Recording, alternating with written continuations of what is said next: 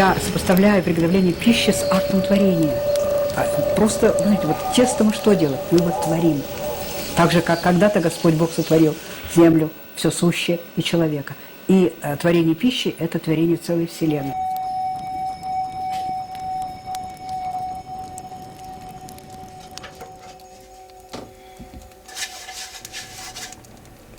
Сегодня баба Валя встала до зари, в 5 утра.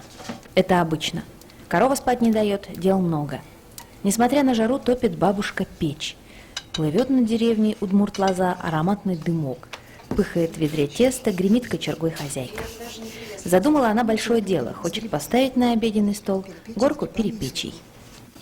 Перепечи раньше удмурты готовили только в тех случаях, когда приезжает очень такой уважаемый гость. И по праздникам, по большим праздникам, наверное. Очень редко готовили перепечи на свою свадьбу.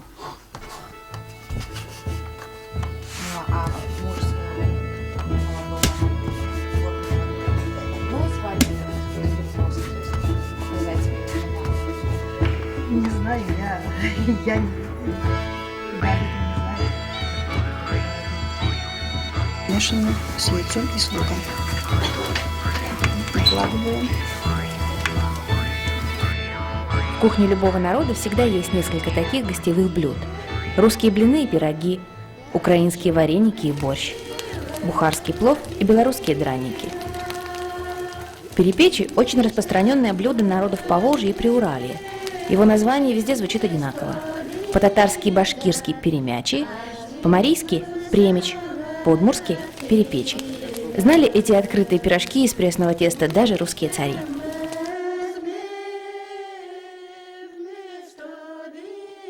Вот, например, на свадьбе Ивана Грозного была подана перепеча. Вот у меня в книге это написано, с гранью, похожей на ананасную. То есть вот защипы такие были. Но начинка там была немножко другая. Она побольше была. Вот. А что касается пельменей, то я тут просто грудью могу лечь, доказывая, что это наше. Елена Трофимова – ученый, в сферу научных интересов которого входит удмуртская национальная кухня. Еда – это очень серьезно, не устает повторять Елена Исоновна. Оказывается, бытовой уклад, исторические корни и даже характер народа можно определить по национальному столу. Так, например, в удмуртской кухне нет ничего жареного, только вареное и печеное. Ни одного острого блюда, очень мягкая вкусовая гамма. А значит, делает вывод ученый, удмурты – это добрый, трудолюбивый и невоинственный народ, очень щедрый. Щедрость удмуртов, например, появляется в том, ведь не очень богатый народ был, не очень богатый, сразу можно сказать, но если уж приглашали гостей, то ставили на стол такое количество блюд, чтобы было в несколько этажей, по крайней мере в 3 этажа. Понимаете как? Это вот называется «вылычты з влас», то есть как бы одно на другое, но ставили таким образом, чтобы доступ к нижним блюдам был. Если вас пригласили на чашечку кофе где-нибудь в Западной Европе, так уж будьте уверены, ничего более чашечки кофе перед вами на стол не поставят. А у русских, что есть в печи, то и на стол мечи, а у удмуртов стол в 3 этажа. Из чего строят эти 3 этажа? Народ землепашец, издревле поливающий потом землю-матушку-кормилицу, на праздничный гостевой стол ставит очень много мучных блюд. Шанги, большие и маленькие, пироги с мясом, грибами, ягодами, овощами, всем тем, что можно вырастить в огороде или собрать в лесу.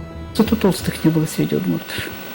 Толстых не было, несмотря на то, что они ели очень много мучной пищи, очень много мучной, тем не менее толстых никогда не было. Вот, то есть они тратили всю эту энергию на занятия свои хозяйственные. Вот так вот с тарелки таскают их дети? Да, они помогают.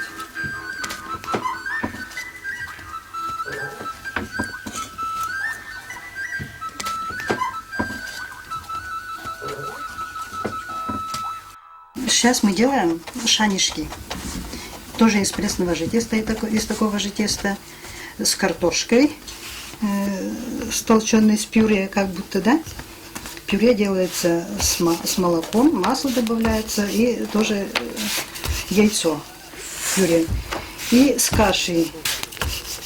Каша тоже, сначала каша варится на молоке, а потом уже добавляется Такие шанишки – одно из самых древнейших блюд.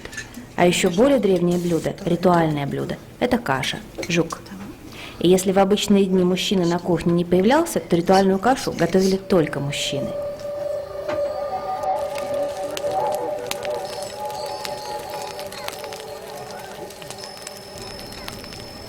В национальной кухне некоторых народов сохранились традиции приготовления недробленых зерен. Это древнейшая пища. У удмуртов это уже не сохранилось, но каша до сих пор очень важная часть жизни людей. И не только питание, но и сознание. Без каши не обходится ни один обряд, ни одно повседневное питание.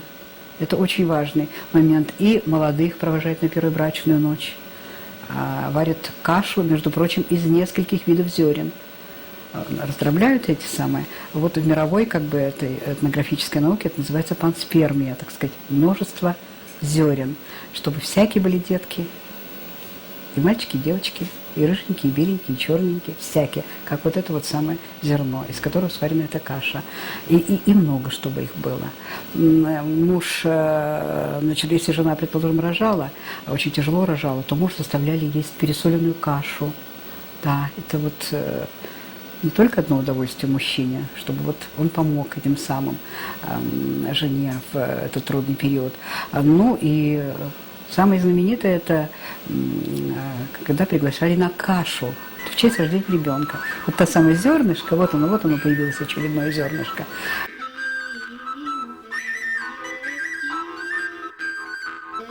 Тарелка с перепеченкой. Неси. Но ведь начинаю стряпать с хорошим настроением. У меня так не бывало, чтобы у меня было плохое настроение перед тем, как стряпать. Как обычно приезжают дети, настроение хорошее. И вот поворачиваем с одного боку, с другого боку, чтобы хорошо испеклись одинаково. Вообще-то, конечно же, приготовлением еды занималась самая старшая женщина. Так и называли паращ. Вот. И даже чаще всего, то есть стряпуха. Даже муж чаще всего вот к жене, поскольку это была самая старшая женщина в семье, так и обращался: паращ, стряпуха-то наша. Вот. Кормилица наша, можно сказать. У стряпухи Валентины Александровны, как и в любом доме на севере Удмуртии, есть заветный шкафчик, где хранят запасы. В этих краях издревле очень развито собирательство. Грибы сушат, ягоды. Если 2 ведра малины лесной не собрали, год неудачный.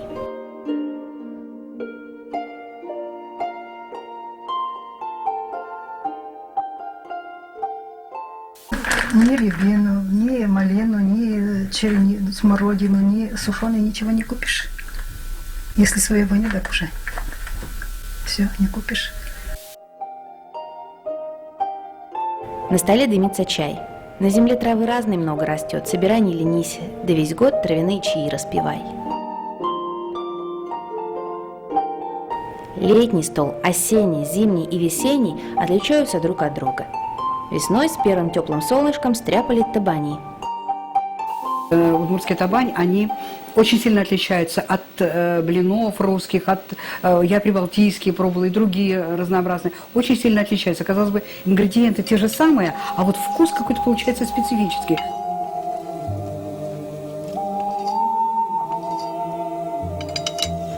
В самую страду, когда земля требует полной отдачи силы времени, удмуртский стол был чрезвычайно простым. Лук, квас, арьян и хлеб.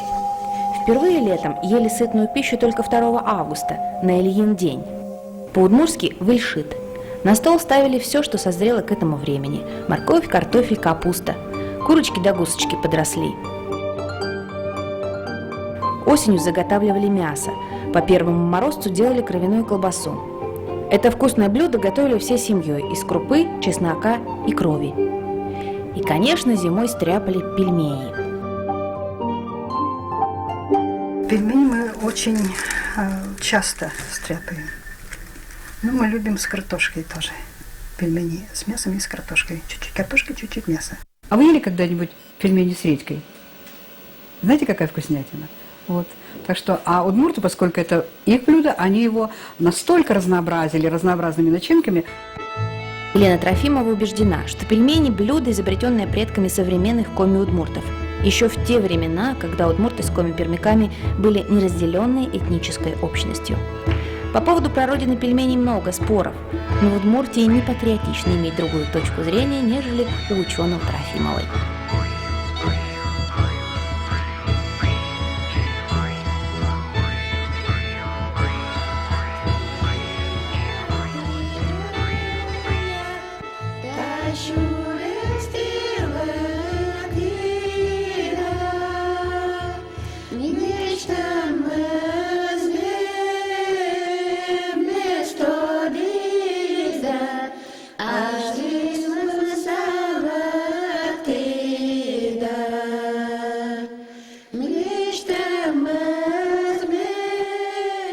Все-таки я надеюсь, что это не должно уйти, не должно. Потому что народ, в запасе которого есть королевское блюдо пельмени, не может уйти вот с этой кулинарной сцены так просто.